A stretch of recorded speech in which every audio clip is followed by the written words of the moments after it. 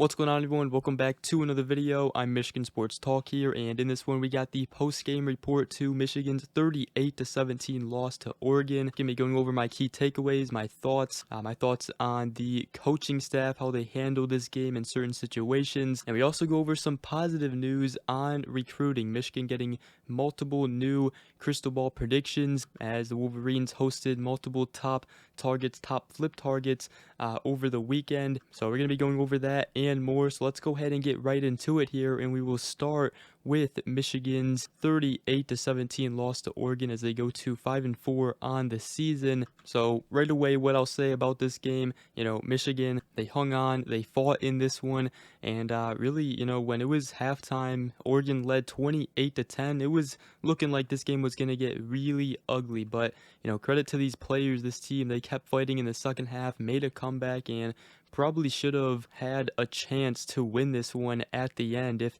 they converted on that fourth down, maybe had a better fourth down call, and they would have, came within a touchdown. So credit to the players, they never stopped fighting, and that's always nice to see. But, at the end of the day, it really came down to Michigan's defense.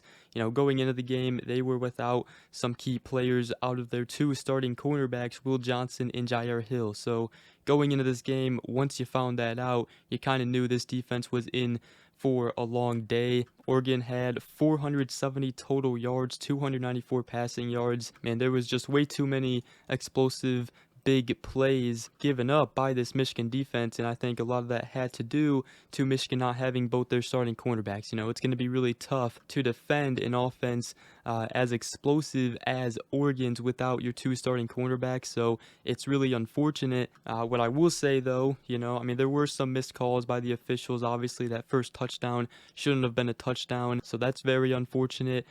In the second half, though, this coaching staff, this whole team kind of made some adjustments, and the defense actually held up really well in the second half. So, there was definitely some improvements made. That was awesome to see, but at the end of the day, Wink Martindale, I felt like trying to play more zone because, he didn't have your two starting cornerbacks. Michigan wasn't really sending as much pressure in this one, and as a result, there was only 3 tackle for losses, no sacks in this one by Michigan's defense, and this Oregon offense, especially in the first half, was just picking this defense apart. So it was a rough day in the office for Wink Martindale, and this Michigan secondary, they're really banged up right now, and it really sucks having that going into a game like this. But, as far as Michigan's offense, I thought they looked really well.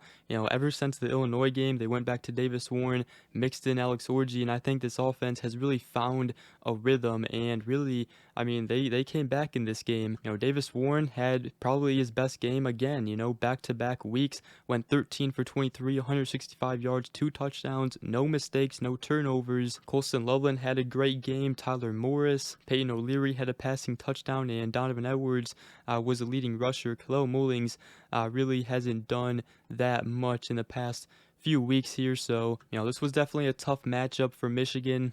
Key players were out. Maybe if a couple plays went their way, Colston Loveland's catch, which I thought was a catch, got a foot down, his knee went down, but I guess they thought he didn't complete the process at the end there. And also just some mistakes with penalties on defense. But this Oregon team, they are very talented, and it was going to be hard to win this one. So what I will say, on the fourth down call, I would have really loved to see that trick play happen, the play before the fourth down. I get it. I kind of liked the play. It was kind of the same play that the Lions ran against the Seahawks on Monday Night Football when Amon-Ra St. Brown threw it to Jared Goff. I get a lot of fans were upset about the play call. I wish, they would have just stuck with Davis Warren in there. He was making a lot of great throws, some clutch throws. So, but, I do get the play and trying to be creative and trying to do another trick play. And hey, if it would have worked, we would have, loved the play call. It's just one of those plays where if it doesn't work out, it's going to get questioned. If it does work out, we're going to think he's a genius. So,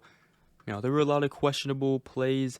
I know a lot of the fans are upset with the coaching staff. They want people fired, but I'm just going to tell you to pump the brakes on all that. You just played the #1 team in the country, and this is a first-year coaching staff. Obviously changes mid-season is not going to help this team right now. So, I get everybody is frustrated, but come on now. Everything's going to get sorted out in the offseason. If changes are, to be made, changes will be made. And Sharon Moore, that's up to him. So, what I will say though, this team, these players, they continue to fight. They put up a fight against the number one team in the country. They came up short. Obviously, Oregon ran up the score towards the end there. Game probably should have been a final score of 31-17, but don't worry, we'll remember that in the future, Oregon. But let me know your guys' thoughts. I know there's going to be a lot of negative comments. It is what it is. But on the positive note, Michigan did get some good recruiting news. We'll first start with the news on the 2025 four-star athlete defensive back Elijah Dotson, currently committed to Pittsburgh, but he did take another